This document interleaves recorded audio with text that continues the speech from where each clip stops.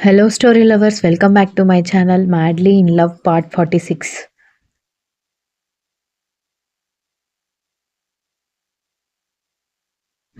శాంభవి కోపంగా వచ్చి కూతుర్ని కోపంగా చూస్తూ ఆడపిల్ల మీద చేసుకోకూడదు అన్న జ్ఞానం ఉంది నాకు. ఇంకొకసారి పిచ్చి పిచ్చిగా వాగకు అని అంది శాంభవి.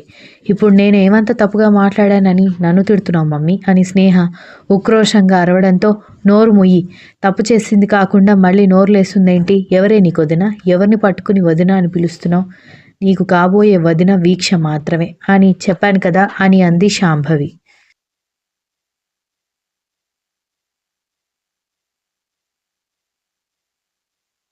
వీక్ష వీక్ష వీక్ష ఉదయం లేస్తే చాలు ఇంట్లో ప్రతి ఒక్కరూ దాని పేరే పలికేవాళ్లే. అది మాత్రం దాని అవసరానికి తప్ప మనల్ని ఎప్పుడైనా గుర్తు చేసుకుంటుందో లేదో కూడా నాకు అర్థం కాదు. 10 రోజులైంది, అది ఎక్కడికి వెళ్ళిందో కూడా తెలియదు. మీరే నమ్మకంతో ఉన్నారని స్నేహ అంటున్నప్పుడే స్నేహ అని కోపంగా అంటున్న శాంభవిని చూసి శాంభవి ఇంకొదిలై అంటూ వచ్చాడు మోహన్ రామ.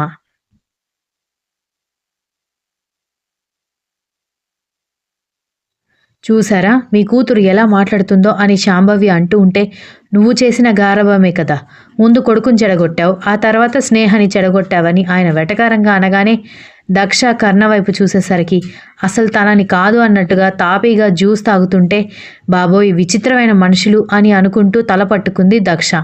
డాడీ ఛాన్స్ వచ్చింది కదా అని మీరు కావాలని నన్ను అన్నయ్యని పాయింట్అవుట్ చేస్తున్నారని మాకు అర్థమైంది.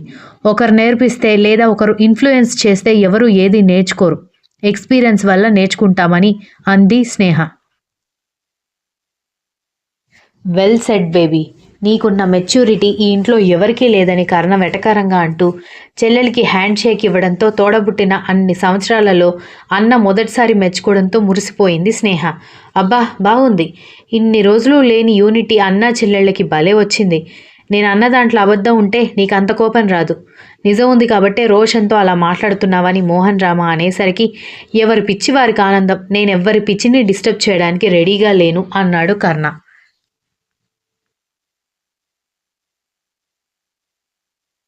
మోహన్ రామాకి కోపం వస్తూ ఉంటే, చూడు కర్ణ, ఇవన్నీ నీకెవరు నేర్పిస్తున్నారో, ఎవరి వలన నువ్వు ఇలా మాట్లాడుతున్నావో నాకు తెలుసు. నేను ఒప్పుకుంటాను మీ గోల్స్ అంబిషన్స్ విషయంలో నీకు మీ డాడీకి డిఫరెన్స్ వచ్చాయి, కానీ నువ్వెప్పుడు నాతో ఇలా మాట్లాడలేదు. కానీ నీతో ఇలా మాట్లాడిస్తుంది మాత్రం నీకు సూట్ కానీ నీ ప్రేమ అని శాంభవి కోపంగా అనగానే, mummy I have to take rest. మీరు ఈ డ్రామా కంటిన్యూ చేయాలనుకుంటే నేను వెళ్ళిన తర్వాత కంటిన్యూ చేయొచ్చు అని దక్ష నడుం చుట్టూ చేవేసి కావాలని దగ్గరికి లాక్కొని కమ్ బేబీ అనగానే తనెక్కడికి, తనకి వేరే రూమ్ చూపిస్తానని అంది శాంభవి. దక్ష, దాక్షాయణి తన పేరు.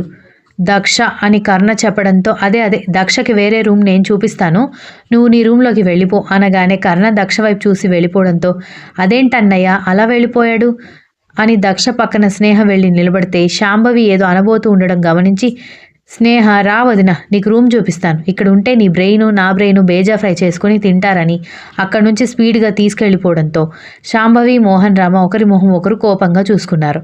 మళ్ళీ నీకు సపరేట్ రూమ్ ఎందుకు వదినా, నువ్వు నా రూమ్లో ఉండొచ్చు కదా అని అనేసరికి, అయ్యో వద్దులే స్నేహ, నాకు వేరే ఏదైనా గది చూపించు, మళ్ళీ నీకెందుకు డిస్టర్బెన్స్ అనగానే సరే నీ ఇష్టం అని చెప్పి కర్ణ రూమ్కి 2 రూమ్స్ తర్వాత ఉన్న గెస్ట్ రూమ్ చూపించి, ఇదే నీ రూమ్ వదిన, జాగ్రత్త, డిన్నర్కి పిలుస్తాం, అన్నయ్యతో వచ్చేయ్ అని చెప్పి వెళ్ళిపోయింది స్నేహ. కాసేపటికి అమ్మాయి గారు అబ్బాయి గారు మీ లగేజ్ పెట్టమని చెప్పారు అని అంటూ పని మనిషి ఒక బ్యాగ్ తీసుకొచ్చి ఇవ్వడంతో థ్యాంక్స్ అని చెప్పి తన లగేజ్ తీసుకుని డోర్ క్లోజ్ చేస్తుంటేనే శాంభవి రావడంతో దక్ష మొహమాటంగా చూస్తుంటే, వెళ్ళిపోయావు కదా మళ్ళెందుకు వచ్చావు అని అడగడంతో దక్ష మౌనంగా ఉంటే, తనేమీ రాలేదు నీ కొడుకే తీసుకొచ్చాడు అని స్నేహ వెటకారంగా చెప్పడంతో, ప్రతి విషయానికి నేనున్నానని వస్తావేంటే నువ్వు అని కూతురు వైపు చూసింది శాంభవి.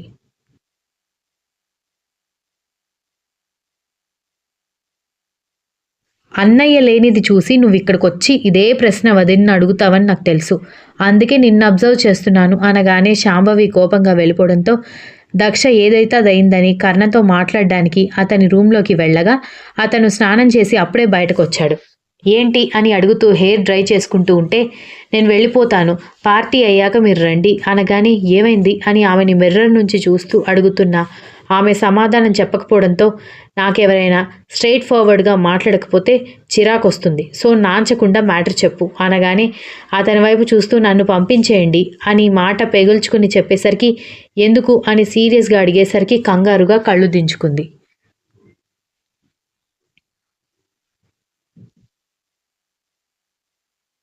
దక్ష కళ్ళల్లో భయం చూస్తూ ఐ హేట్ దిస్ అనగానే ఆమె కళ్ళు రెపరెపలాడిస్తూ కన్ఫ్యూజ్ అవుతూ చూస్తుంటే నువ్వు నాకు ఎక్కడ నచ్చావో తెలుసా అనగానే మొదటిసారి ఎంత దగ్గరగా ఉన్న ఓపెన్ అప్ అవ్వని అతని మాటలు వింటుంటే గుండె వేగం పెరిగి అంతా చిరుచెమటలు పట్టాయి.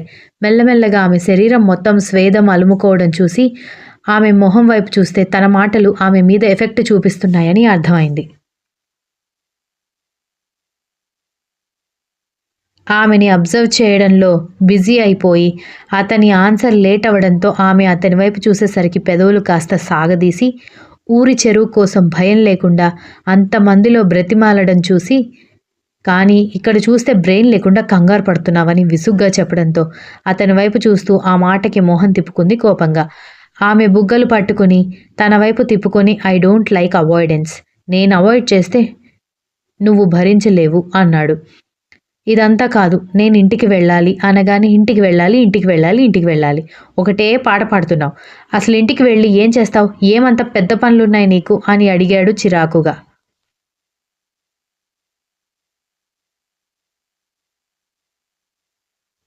అవును, చాలా పెద్ద పనులే ఉన్నాయి, మీకు అన్నీ చెప్పాలా అని కోపంగా చెప్పి దక్ష అక్కడి నుంచి పరిగెత్తుకుంటూ వెళ్ళిపోవడంతో నవ్వుకున్నాడు అతను.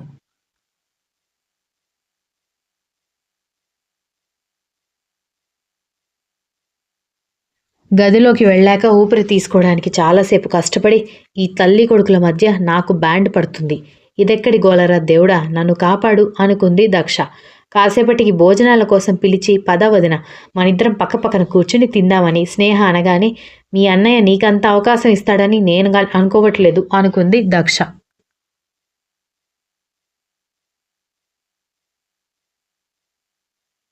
వీళ్ళు వెళ్తూ ఉండగానే కర్ణ మొబైల్ చూసుకుంటూ రూమ్ నుంచి బయటకు వస్తూ ఉండగా ఆలోచనలో ఉన్న దక్ష చూసుకోకుండా కర్ణకి డాష్ ఇచ్చి పక్కన ఉన్న గోడకి తగలబోతుండగా పడకుండా ఆమె చుట్టూ చెయ్యేసి కాంట్ యూ వాక్ ప్రాపర్లీ అని అడిగాడు.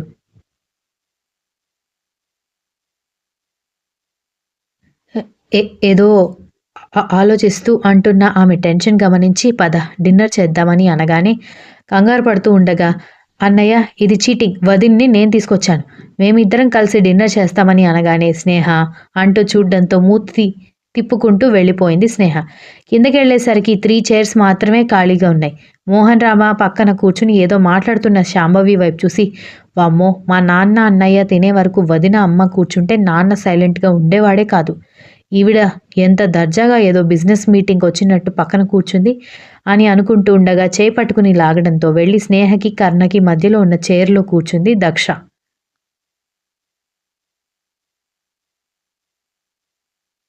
తనని పక్కన కూర్చోబెట్టుకోవడం కోసం కొడుకు కూతురిద్దరూ పోటీ పడ్డం చూసి మోహన్ రామ శాంభవి తలపట్టుకున్నారు.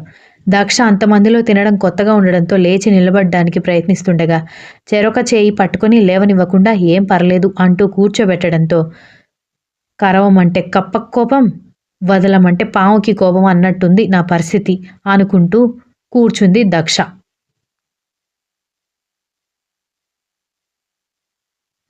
పని మనిషి అందరికీ భోజనం వడ్డిస్తూ ఉంటే అందరూ భోజనాలు తినడం మొదలుపెట్టారు. శాంభవి మాత్రం వెంటనే చేయి కడిగేసి లేచి వెళ్తుంటే మోహన్ రామ భార్య చేయి పట్టుకుని ఏమైంది అని అడగడంతో నాకు ఆకలి చచ్చిపోయింది, అర్హత లేని వాళ్ళందరూ ఎదురుగానే ఉన్నారు అని లేచి వెళ్ళిపోయింది.